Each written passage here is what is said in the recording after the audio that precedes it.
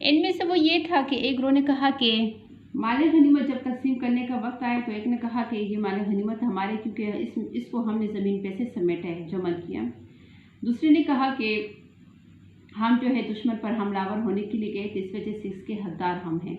तीसरे ग्रोह ने कहा कि जंग में जो अहम चीज़ें वो आप सल्लल्लाहु अलैहि वसल्लम की निगहदाश्त है, उनकी हिफाजत है, इस वजह से हकदार हम हैं। इस लड़ाई और फितने पर अल्लाह ताला की तरफ से आप सल्लल्लाहु अलैहि वसल्लम को मुखातिब करके इरशाद फरमाया गया कि ए नबी, मुजाहिद लोग तुमसे माल गनीमत के माल के बारे में दरियाफ्त करते हैं कि क्या हुक्म है। कह दो कि माल गनीमत अल्लाह के रसूल का माल है। अल्लाह ताला ने आप सल्लल्लाहु अलैहि वसल्लम को जो है इसकी तकसीम का हुक्म फरमाया कि आप इसकी तकसीम कर। इसके 5 हिस्से किए गए, ठीक है। माल गनीमत के हमारे पास कितने हिस्से किए गए?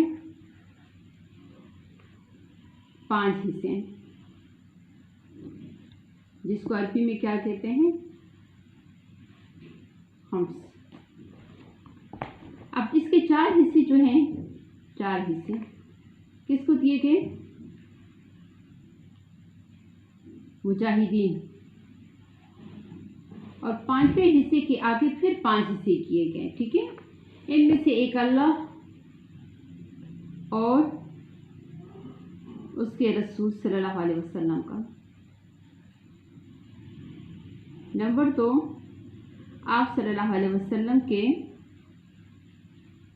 अहले कुराबत यानी उनके रिश्तेदारों को। नंबर 3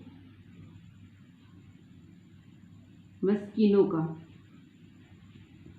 या हम इसको मुताजों को भी कह सकते हैं। नंबर 4 बेवाओं का। नंबर 5 मुसाफिरों का, ठीक है। इनकी तकसीम हुई। और फिर यहाँ पे कहा कि आपस में सुलह रखो, यानी आपस में आपको इख्तिलाफ नहीं करना चाहिए। अगर ईमान रखे तो अल्लाह के रसूल के हुक्म पर चलो। नेक्स्ट पे फिर हमारे पास यहाँ पे जो है वो किस चीज़ का जिक्र किया गया है? मोमिनों की सिफात का। 5 सिफात का कि अगर मोमिन जो है वो अल्लाह से, उनके दिलों में अल्लाह का डर होना चाहिए। नंबर 2 इसमें क्या है कि जब उनकी अल्लाह की आयतें यानी आयतों से मुराद कुरान मजीद की तिलावत करते हैं, सुनाई जाती है, तो उनका ईमान और बढ़ जाता है और वो अपने परवरदिगार पर भरोसे यानी तवक्कुल की बात आ जाती है। और नमाज कायम करने का, यानी नमाज को तो कायम करते हैं लेकिन खुशू और खुजू के साथ बहुत ज़्यादा ज़रूरी है। इसी तरह माल जो अल्लाह ताला ने जिसको उम्मीद दिया माल दौलत से नवाजे, जो तो फिर अल्लाह ताला उसको आजमाइश में डालता है कि आया वो किस राह पे चलाता है, अल्लाह के रास्ते पे यानी शैतान के रास्ते पे, यानी कि वो अल्लाह की राह में सबके खैरात वगैरह करता है या नहीं करता, रयाकारी तो नहीं करता, दूसरों के लिए दिखावत तो नहीं है, सिर्फ और सिर्फ अल्लाह की रज़ा खुशनुदी हासिल करने के लिए। फिर इसमें जो है क्या कहा जाता है कि ये तमाम सिफात 5 सिफात जब मोमिनीन में होंगे तो फिर रब की तरफ से उनके लिए बख्शिश है और इज़्ज़त की रोज़ी आखिरत में। इसी तरह फिर यहाँ पर इरशाद फरमाया गया कि मोमिनीन को अपने घरों से इस तरह निकलना चाहिए था जिस तरह परवरदिगार ने तुमको तदबीर के साथ अपने घरों से निकाला। यानी मुसलमान तो चाहते थे कि हमारा मुकाबला अबू सुफियान के ग्रोह के साथ हो जाए क्योंकि वो तिजारती काफ़िला था, लेकिन अल्लाह और उसके रसूल चाहते थे कि मुकाबला जो है वो किससे हो? किस ग्रोह से? अबू जहल के ग्रोह से, क्योंकि अल्लाह ताला चाहते हैं कि हक का हक होना, बातिल का बातिल होना वाज़ेह हो जाए, यानी जो बेशान शौकत बेहद प्यार है। अब यहाँ पे फिर आगे जो है ना अल्लाह ताला ने यहाँ पे मुसलमानों को खुशखबरी सुनाई। जंग से पहले आप सल्लल्लाहु अलैहि वसल्लम को अल्लाह ताला ने कहा जाता है कि गहरी नींद में जो है वो तमाम सहाबा कराम सोए और उसकी सुबह जंग लड़नी थी। उस रात अल्लाह ताला ने आप सल्लल्लाहु अलैहि वसल्लम को बशारत दी कि मोमिनीन से फरमा दीजिए कि मैं 1000 फरिश्तों के ज़रिए तुम्हारी मुर्दिफीन तुम्हारी मदद फरमाऊँगा, ठीक है, जो एक दूसरे के पीछे हटते जाते हैं। और इस मदद को अल्लाह ने महज बशारत बनाया कि तुम्हारे दिल इससे इत्मीनान हासिल करो। मदद तो अल्लाह ही की तरफ से होती है। 1000 फरिश्तों के ज़रिए अल्लाह ताला ने मुसलमानों की मदद फरमाई, 1000।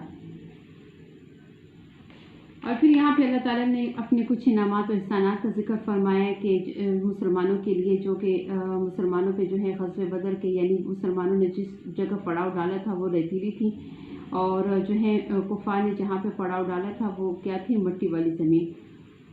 अब रेत जब उड़ रही होती है तो आंखों में भी जा रही होती है और जो है कपड़े भी सारे जो है डस्ट और गर्द की वजह से गंदे हो जाते हैं, लेकिन अल्लाह ताला की तरफ से जो है पहले क्या था कि अल्लाह ताला ने ऐसी जो है बारिश बरसाई कि जिसकी वजह से जो है वो रेतीली ज़मीन बिल्कुल पाक साफ़ और हमवार हो गई, बनिस्बत कीचड़ के।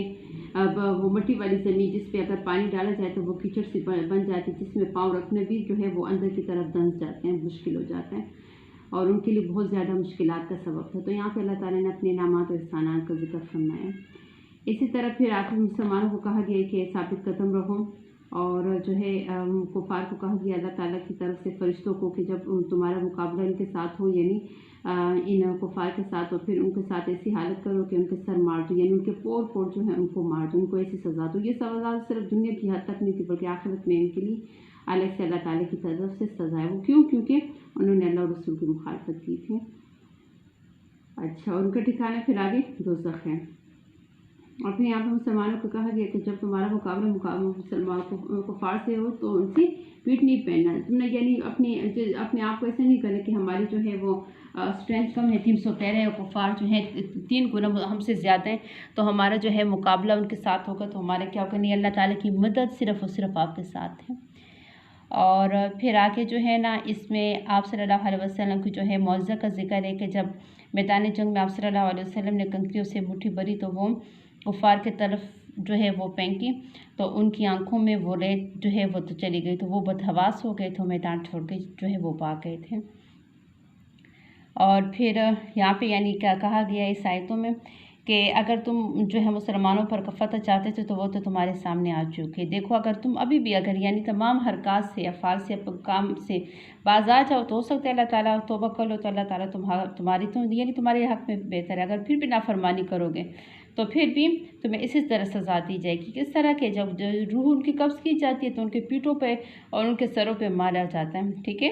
और अगर तुम अपने अफ़ाल से बाज आ गए, तौबा करी, तो अल्लाह ताला तो फिर रहमान रहीम है, 70 माओं से ज़्यादा प्यार करने और आपकी बख्शिश हो जाएगी। लेकिन अगर नहीं किया ऐसा तो फिर क्या होगा कि तुम्हारी कसरत चाहे कितनी ही क्यों ना हो, मदद तो सिर्फ़ और सिर्फ अल्लाह ताला की तरफ से। चलिए जी, अस्सलाम वालेकुम रहमतुल्लाहि व बरकातुहू।